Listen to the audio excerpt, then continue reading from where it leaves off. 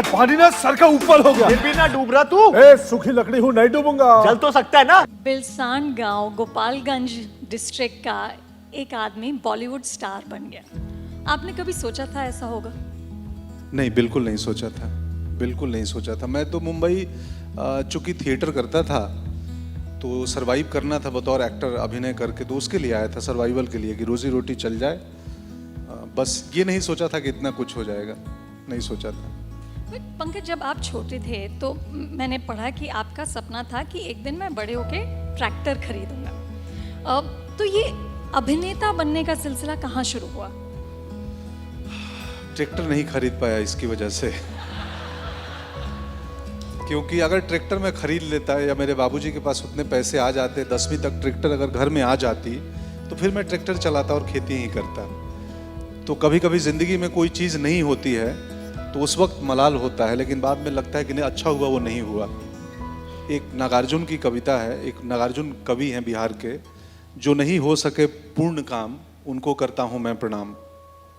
ज़िंदगी में बहुत सारे हमारे काम पूरे नहीं होते, वैसे ही वो ट्रैक्टर मेरे पिताजी खरीद नहीं पाए और अब लगता है अच्छा हुआ। ट्रैक्टर खरीद नहीं पाए तो उनको लगा कि अब तुम पढ़ाई करो, एक ही ऑप्शन है, डॉक्टर बनो, तो फिर उतने अपनी जीविका चला लोगे और उतने पैसे आएंगे कि ट्रैक्टर हो जाएंगे। और डॉक्टर बनने के लिए गांव से पटना निकला था और डॉक्टर का टर तो नहीं लग पाया, एक्टर का टर लग गया। लेकिन उस वक्त जब आपने डिसाइड कर लिया कि अब मैं अभिनेता बनूंगा, जब आपने डिसाइड कर लिया कि अब मैं नेशनल स्कूल ऑफ ड्रामा जाऊंगा, मैंने सुना आपने नीलेश मिश्रा के साथ एक शो किया, उसमें आपने कहा कि जिस दिन मैंने डिसाइड किया, तय किया कि मैं जाऊंगा स्कूल, उस दिन और जिस दिन मैं एक्चुअली एनएसडी गया उसमें 6 साल लग गए। 6 साल क्यों लगे? 6 साल इसलिए लगे कि मैं +2 पढ़ाई करके पढ़ाई छोड़ दिया था और मैंने होटल की एक ट्रेनिंग की थी IHM पटना से, और फिर पटना के एक होटल में नौकरी करने लग गया था, शेफ था, किचन में असिस्टेंट शेफ था। तो जब थिएटर करने लगा और लगा कि नहीं यार, इसमें रसोई में मन नहीं लग रहा है, किचन के काम में। तो आप दिन में शेफ थे और इवनिंग्स में थिएटर? हाँ, दिन में ये, और कई बार मुझे डांट पड़ती थी तो मैंने नाइट ड्यूटी लगा ली थी, रात को 11 से सुबह 7 किचन क्लीन करवाता था। और एक योगेश करके लड़का था, अभी भी है उस होटल में, 20 साल हो गए, उसको अभी भी परमानेंट जॉब नहीं मिली है, वहाँ अभी भी टेम्पररी है। मैं अभी उस होटल में जाता हूँ तो योगेश से मिलता हूँ, मेरे कमरे में आता है या मैं किचन में जाता हूँ। तो +2 के बाद होटल में मन नहीं लग रहा था, फिर लगा यार अब एक्टिंग ही करनी है। ये HR जो मैनेजर थे बहुत डांटते थे कि तुम ड्यूटी में मिसिंग हो, तुम ठीक से काम नहीं करते हो, तो मुझे लगा ये छोड़ देता हूँ, एक्टिंग ही करनी है। तो पता चला कि ड्रामा स्कूल में जो बेसिक एजुकेशनल क्वालिफिकेशन है वो है ग्रेजुएशन, और मैं तो +2 के बाद छोड़ दिया था। IHM को ग्रेजुएशन नहीं मानते हैं, तो दोबारा ग्रेजुएशन में एडमिशन लिया और उसमें 2-3 साल लग गए, और उसके बाद 3 बार रिजेक्ट हुआ NSD से, तो वो 3 साल 6 साल लग गए, तो तीसरे अटेम्प्ट में मैं सिलेक्ट हुआ था। तो उस वक्त जब एक बार रिजेक्ट हुए, फिर दूसरी बार रिजेक्ट हुए, फिर तीसरी बार, ये तब पंकज हिम्मत कैसे रखी आपने कि नहीं एक दिन ये हो जाएगा? पता नहीं, मुझे भी ठीक से इसका आंसर पता नहीं था, वो क्या वजह थी रोक के रखी थी। बट आई थिंक हमारी अपब्रिंगिंग या मैं जहाँ से आता हूँ ना, वो ट्रैक्टर का नहीं होना ना, वो जब जिंदगी में सुविधाएं ना हो, इंफ्रास्ट्रक्चर ना हो, तो हम जल्दी हारते नहीं हैं, परेशानी नहीं होती, हमें लगता है हो जाएगा। मुझे याद है, मैं अपने घर से 7 किलोमीटर सुबह पैदल जाता था ट्रेन पकड़ने, पटना जाने के लिए। तो अब कोई बोले कि 7 किलोमीटर ट्रेन पकड़ने जाना है, हम सिर्फ सिद्धि विनायक जा सकते हैं 7 किलोमीटर, अगर थोड़े हिले हुए हों तो। मतलब हिले हुए का मत सेंस वो है कि थोड़े हम किसी परेशानी में हो, हम परेशानी में अमूमन भगवान को याद करते हैं। जब हमारे 7 किलोमीटर चल लेंगे। हाँ, अच्छे दिन होते हैं तो कोई सिद्धि विनायक पैदल नहीं जाता है। हालांकि अच्छे दिन तो अब चुनाव शुरू हो गए हैं,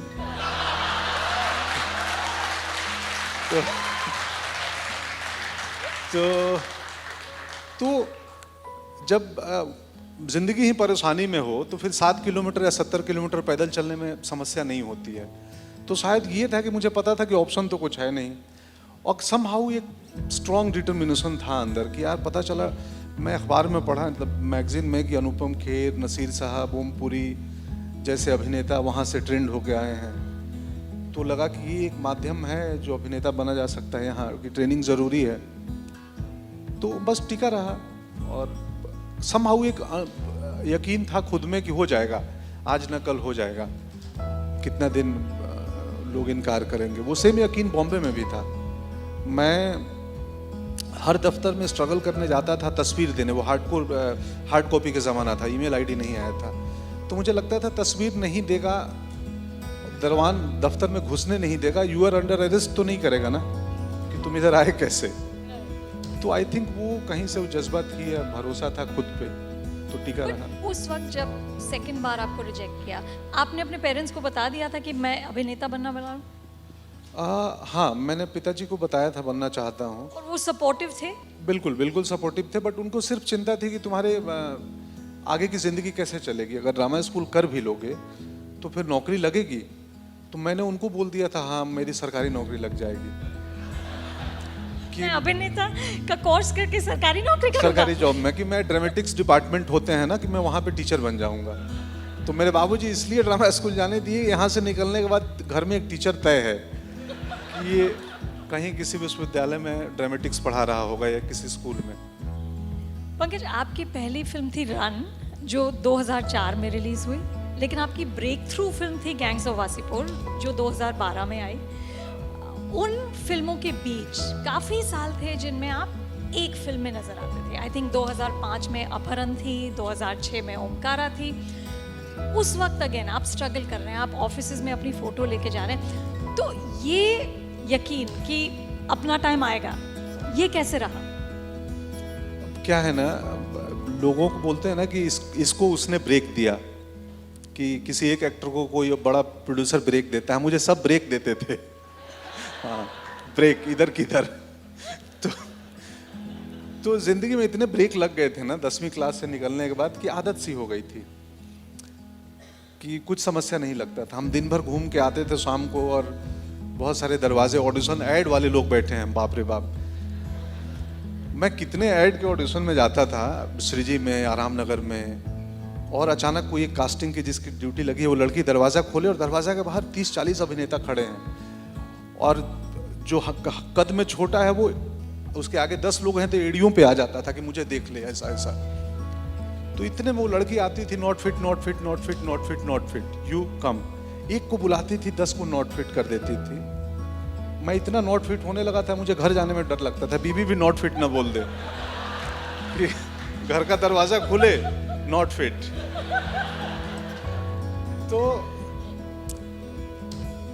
तो यही था कि वो,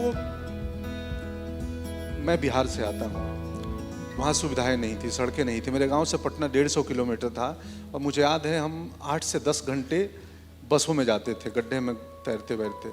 तो 10 घंटे में 150 किलोमीटर की यात्रा आप कर लोगे ना, तो फिर ज़िंदगी में कोई समस्या नहीं रहेगी, फिर आपको सब आसान लगेगा कि नहीं नहीं सब ठीक तो है। और ये भी मान गया था कि अगर नहीं देंगे सिनेमा वाले काम तो कुछ नहीं, अपना ईंट पत्थर उठा के मैं अपना पेट तो पाल लूँगा ना। 300 रुपये तो कहीं भी कमा सकता हूँ, 400 रुपये।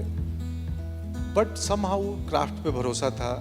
पत्नी मेरी सपोर्टिव थी, वो नौकरी कर रही थी, तो ऐसी मेरी ज़िंदगी में कोई ऐसी शाम नहीं हुई है जिस शाम मैंने खाने में तकलीफ हुई हो या अंधेरी स्टेशन के बाहर सोना पड़ा हो, बिल्कुल ऐसा नहीं है। हम काफ़ी जो मन किया जैसी ज़िंदगी चाहे। हाँ, कमरे छोटे थे, दिल बड़ा था।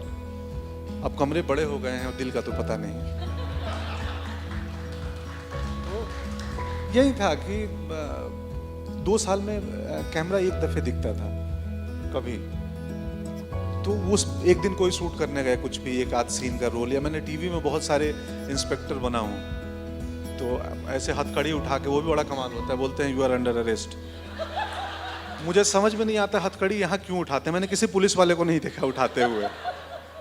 तो मुझे लगा कि किसी कोई फिल्म मेकर ने वो मिड शॉट लगाया होगा और पुलिस वाले को बोला हथकड़ी ऊपर ला, फ्रेम में ला। वो तब से ट्रेडिशन बन गया कि हर कोई यही लाएगा। तो बीच में तो ऐसा लगा था, मैंने अपने लिए पुलिस की वर्दी सिलवा ली थी कि मैं जाऊं बोलूं कि आपको मतलब कॉस्ट्यूम का बजट भी बच जाएगा, मेरे पास वर्दी है।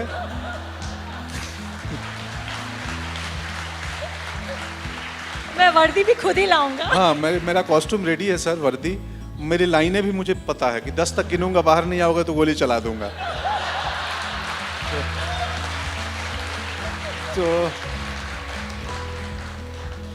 तो अब समझो ना कि जो आदमी एक्टिंग को लेके, रोल पाने को लेके इतना पैशन हो कि कॉस्ट्यूम सिलवा दे पुलिस वाले का, किसी ना किसी दिन किसी डायरेक्टर की नजर तो उस पर पड़ेगी कि यार इसको कुछ और दे दो। हाँ, ये तो वर्दी लेके घूम रहा है। तो कश्यप की पड़ गई। एक दिन मुकेश छाबड़ा ने ऑडिशन किया और काफी लंबा चला, वो भी अद्भुत दिन था। फिर कश्यप ने एक रोल दे दिया और फिर गैंग्स ऑफ वासेपुर हो गई। But I want to talk a little about your wife. मतलब what an amazing woman कि 10 साल आप कोशिश में लगे हुए हैं और वो नौकरी कर रही हैं and she never once said to you कि आप कुछ और कर लो। मैं इस सवाल का जवाब देते देते रो भी सकता हूँ। हाँ, आप पूछना।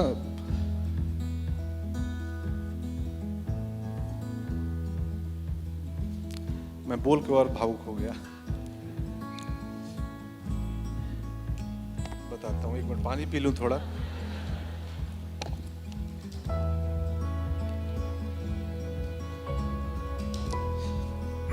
हमारा क्या है ना, आमतौर पे एक घर में एक हस्बैंड और एक वाइफ रहते हैं। मेरे घर में 2 वाइफ रहती हैं, एक मेरी वाइफ और मैं उनकी वाइफ।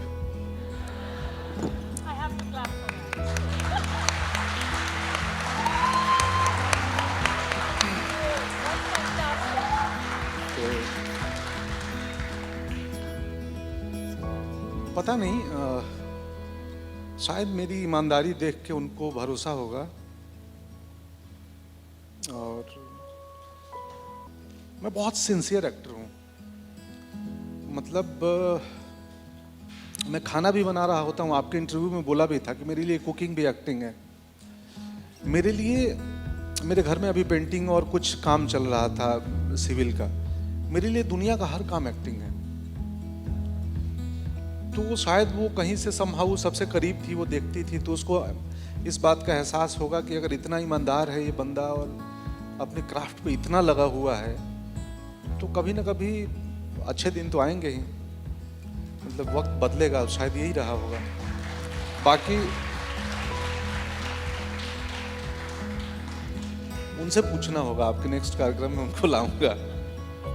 तो उस वक्त उन 10 सालों में मगर कभी भी हिम्मत कभी टूटी कि अब इसे छोड़ दो? नहीं मैम, कभी नहीं टूटी। कभी ऐसा नहीं लगा कि छोड़ दो इसे, क्योंकि मैं थोड़ा सा आध्यात्मिक किस्म का आदमी हूँ। मैं सिर्फ ज़रूरतों पे फोकस्ड होता था कि मेरे नीड्स क्या हैं। मतलब मेरे को एक 6x3 का बिस्तर बन जाए, आप घर जितना बड़ा बना लो, लेकिन सोओगे एंड ऑफ द डे एक बिस्तर पे ही। तो मेरी ज़रूरतें बड़ी सीमित थी। और कुछ ऐसे गुरु मिले थे ना ज़िंदगी में, जिनके साथ पढ़ाए थे, जो मेरे टीचर्स थे, तो वो पता नहीं कौन सी बूटी खिला के भेजे थे कि चाहते नहीं थी। मैं कभी भी परेशान नहीं होता हूँ कि बाबा ये नहीं हो रहा है ज़िंदगी में, ये चाहिए वो चाहिए। बेसिक बीबी बच्चे खुश हैं, मैं खुश हूँ, 6x3 का बिस्तर है, बहुत है। तो ऐसी कोई बड़ी चाहत नहीं थी, बहुत छोटी छोटी चाहतें। और बॉलीवुड की चकाचौंध, कभी उससे कोई इम्पैक्ट नहीं हुआ? नहीं, बिल्कुल नहीं हुआ, बिल्कुल नहीं हुआ। मुझे तो अभी भी हर नया बंदा जो मुझसे मिलता है, आजकल बहुत लोग मिलते हैं, कहानियां सुनाने आते हैं, मुझे हर आदमी मेरे से बहुत ज़्यादा टैलेंटेड लगता है। तो मैं तुरंत विनम्र हो जाता हूँ कि पता नहीं ये कौन सी कहानी और क्या दृष्टि लेके आए। उस चक्कर में एक आध फिल्में भी कर ली और सेट पे गया तो पता चला इनको कुछ मालूम नहीं है।